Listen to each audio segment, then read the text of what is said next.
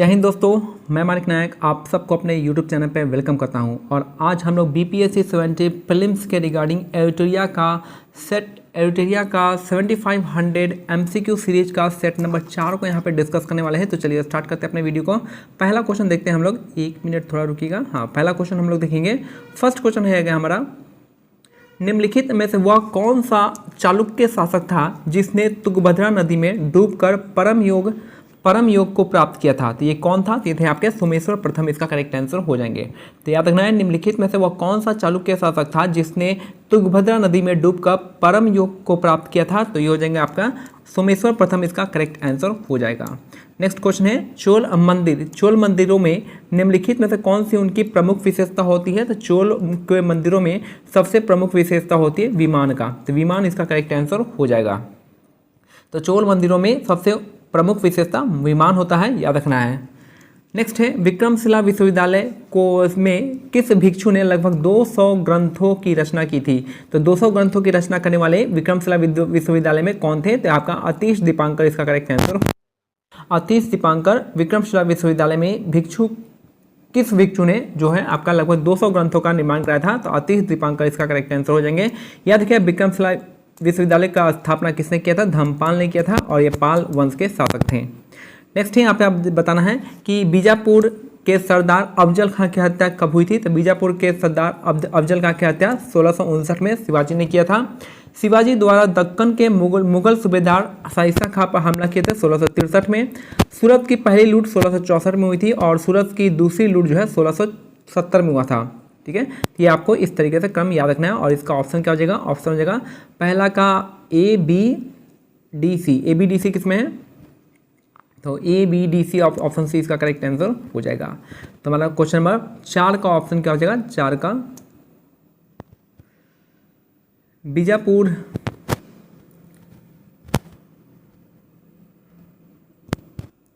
ठीक है, तो हमारा क्या ऑप्शन हो जाएगा? ABDC ऑप्शन 4 का सी हो जाएगा। नेक्स्ट है, दोहरे गुंबद वाला भारत का पहला मकबरा कौन सा है? तो दोहरे गुंबद वाला जो भारत का पहला मकबरा है, हुमायूं का मकबरा है। कहाँ पे है आपका याद रखना है। हुमायूं का मकबरा दिल्ली में है। शेर शाह का मकबरा कहाँ पे? सासाराम में है। बुलंद दरवाजा कहाँ पे है? आप मेरे को कमेंट सेक्शन में बताएंगे। और बाबर का मकबरा कहाँ पे है? ये भी आप मेरे को कमेंट सेक्शन में बता देंगे। बाबर का मकबरा काबुल। नेक्स्ट है, दिल्ली सल्तनत में मजलिस एक खलवत का अर्थ मंत्री परिषद होता है, तो जिसमें कौन शामिल नहीं था? तो इसमें जो कौन शामिल नहीं थे तो हो जाएगा सद्र और सुदूर, इसका करेक्ट आंसर हो जाएगा। दिल्ली सल्तनत में मजलिस एक खलवत का अर्थ मंत्री परिषद होता था, जिसमें कौन शामिल नहीं था? तो सद्र और सुदूर, इसका करेक्ट आंसर हो जाएगा। नेक्स्ट है, चरक संहिता कितने अध्याय एवं खंडों में विभाजित है? तो हो गया 120 अध्याय और 8 खंड होते थे। तो चरक संहिता कितने अध्याय एवं खंडों में विभाजित है? तो 120 अध्याय और 8 खंड में। नेक्स्ट है, भील सेवा मंडल की स्थापना किसके द्वारा की गई थी? तो ये थे आपके AB ठक्कर, इसका करेक्ट आंसर हो जाएंगे। भील सेवा मंडल की स्थापना जो है AB ठक्कर के द्वारा की गई थी। नंबर 9, 1857 के विद्रोह के समय ब्रिटेन के प्रधानमंत्री कौन थे? पामस्टन थे, याद रखना है। 1857 के विद्रोह के समय भारत का गवर्नर जनरल लॉर्ड कैनिंग था। 1857 के विद्रोह के समय युद्ध जो है 1857 के विद्रोह के समय युद्ध संवाददाता जो था आपका कौन थे? WH रसूल थे। तो तीनों ही स्टेटमेंट क्या आपका? ये आपका सही है। तो ऑप्शन क्या हो जाएगा हमारा? ऑप्शन डी इसका करेक्ट आंसर हो जाएगा। याद रखना है, प्राइम मिनिस्टर कौन थे? पामस्टन थे। जो भारत का गवर्नर जनरल था कैनिंग था, और उस समय जो आपका जो जर्नलिस्ट कर सकते हैं उसको, तो WH रसूल था।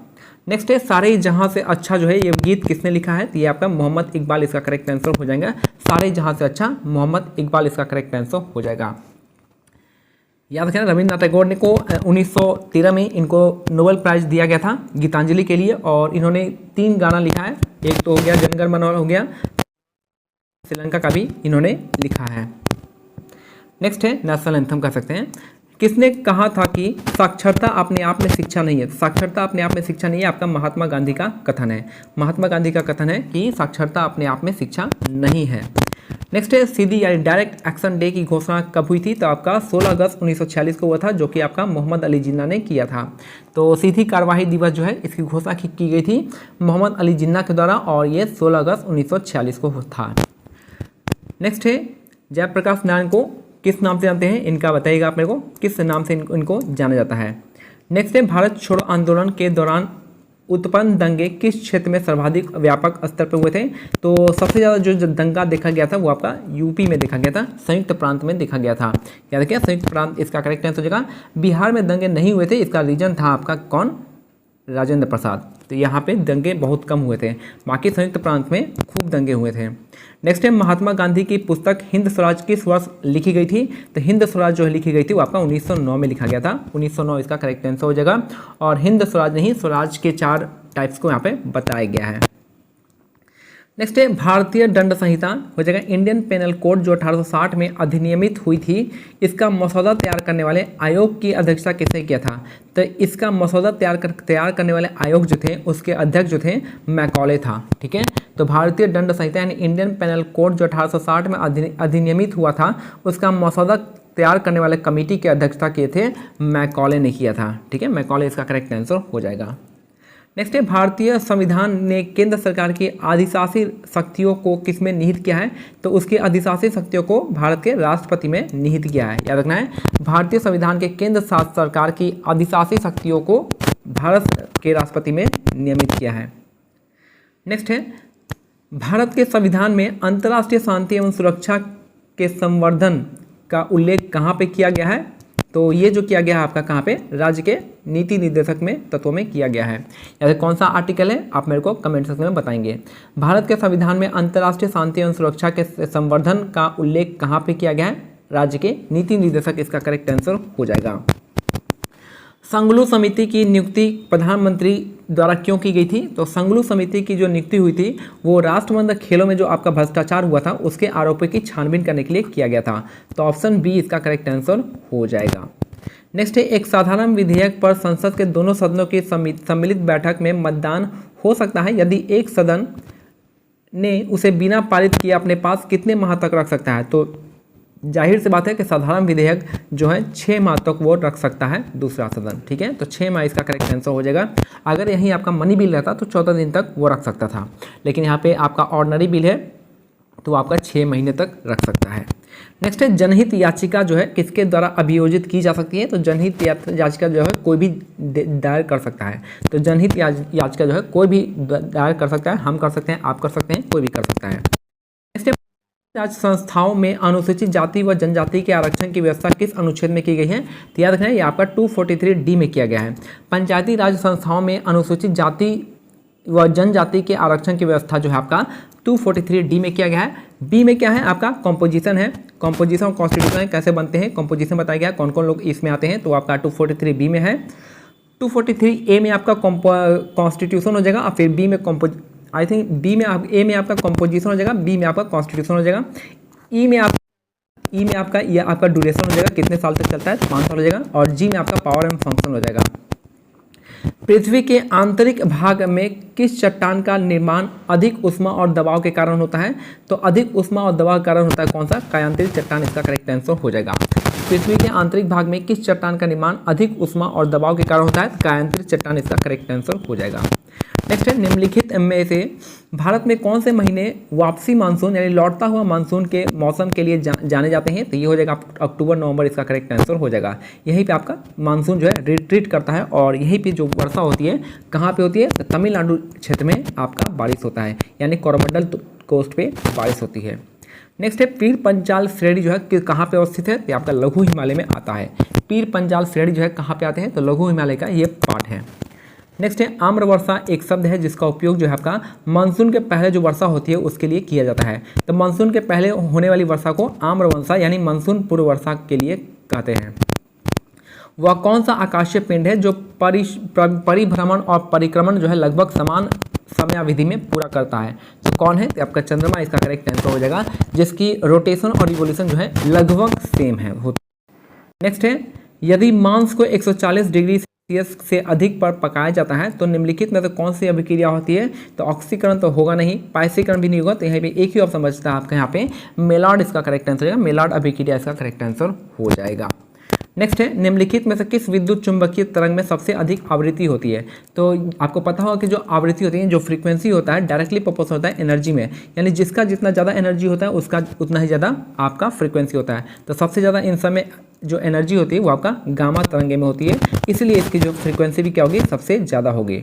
तो यहाँ पे आपका ऑप्शन सी यहाँ पे करेक्ट आंसर हो जाएगा। आई होप कि आपको समझ में आया होगा। नेक्स्ट है का जो फ्रीक्वेंसी ज़्यादा होता है तो उसका लैम्डा यानी आपका जो उसका वेवलेंथ होता है वो कम होता है। नेक्स्ट है निम्नलिखित में से किन कारणों से इंद्रधनुष का निर्माण होता है। तो इंद्रधनुष के निर्माण में अपवर्तन होता है, परावर्तन होता है, प्रकीर्णन होता है। तो ऑप्शन ए इसका करेक्ट आंसर हो जाएगा। सारे के सारे यहाँ पे प्रोसेस। बुलेट प्रूफ जैकेट के निर्माण में आमतौर पर निम्नलिखित में से किसे सिंथेटिक फाइबर का उपयोग किया जाता है। तो किसे करते हैं, तो केवलर इसका करेक्ट आंसर हो जाएगा। बुलेट प्रूफ जैकेट बनाने में केवलर का हम यूज करते हैं। नेक्स्ट है प्रति ऊर्ध्वपातन के अभिक्रिया, यानी ऊर्ध्वपातन आपको पता ही होगा क्या होता है, सब्लिमेशन, और प्रति ऊर्ध्वपातन क्या हो जाएगा, उल्टा हो जाएगा। ठीक है, तो क्या होता है इसमें, गैस से ठोस में बदलते हैं। तो ऑप्शन ए इसका करेक्ट आंसर है, गैस से ठोस में बदलते हैं यहाँ पे। नेक्स्ट है डैश का उपयोग श्वास परीक्षण में शराब चालकों की जांच के लिए किया जाता है। तो शराबी के जांच के लिए क्या करते हैं, पोटेशियम डाइक्रोमेट सॉल्यूशन का यूज करते हैं, जो कि जो ड्राइवर जो है शराब पीते हैं उनकी जांच हो सकती है। तो वहाँ पे क्या पोटेशियम डाइक्रोमेट सॉल्यूशन इसका करेक्ट आंसर हो जाएगा। ब्रुसेलोसिस नामक बीमारी किसके कारण से होती है। तो ये जो बीमारी के कारण होती है आपका जीवाणु के कारण होता है। ब्रुसेलोसिस नामक बीमारी जीवाणु यानी बैक्टीरिया के कारण होती है। एक सामान्य वयस्क मानव शरीर में लगभग कितना ग्राम मैग्नीशियम होता है। तो ये सिंपल है, आपका 25 ग्राम मैग्नीशियम होता है। तो एक सामान्य वयस्क में मानव शरीर में लगभग 25 ग्राम जो है आपका मैग्नीशियम होता है। नेक्स्ट है सूक्ष्म जीव मृत पौधे से किसका उत्पादन करने के लिए कार्य करते हैं। तो जाहिर सी बात है कि जो आपका मृत पौधे होंगे उसमें क्या मिलेगा, आपको वहाँ से ह्यूमस मिल जाएगा। ठीक है, तो सूक्ष्म जीव मृत पौधे से क्या कार्य करते हैं, तो आपका ह्यूमस इसका करेक्ट आंसर हो जाएगा। अमीबा में भोजन का पाचन किस में होता है। तो भोजन रसधानी में होता है।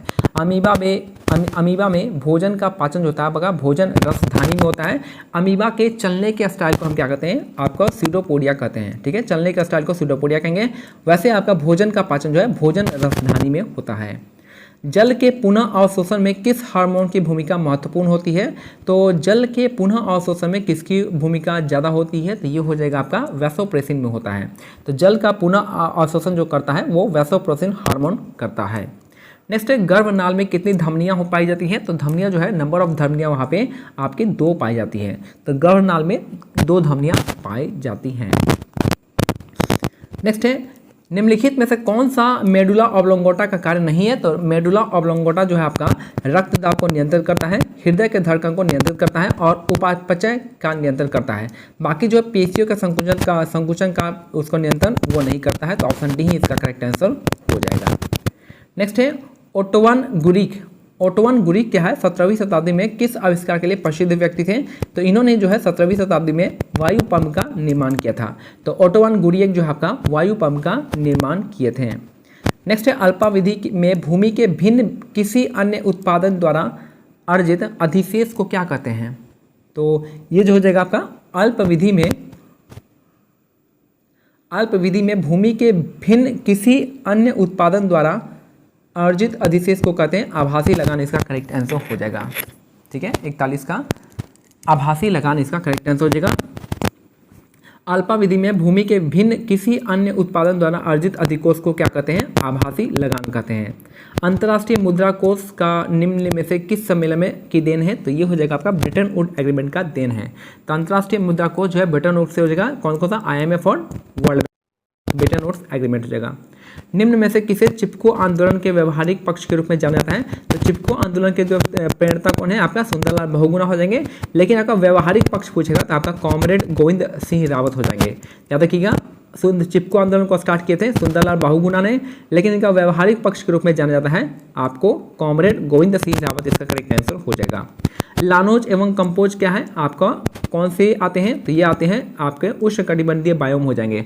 लानोज और कंपोज जो है आपका, कंपोज कहाँ पे मिलेगा, आपको ब्राजील में मिलता है। लानोज कहाँ पे हो जाएगा, वेनेजुला में। तो लानोज आपका वेनेजुला हो जाएगा और कंपोज है आपका ब्राजील में।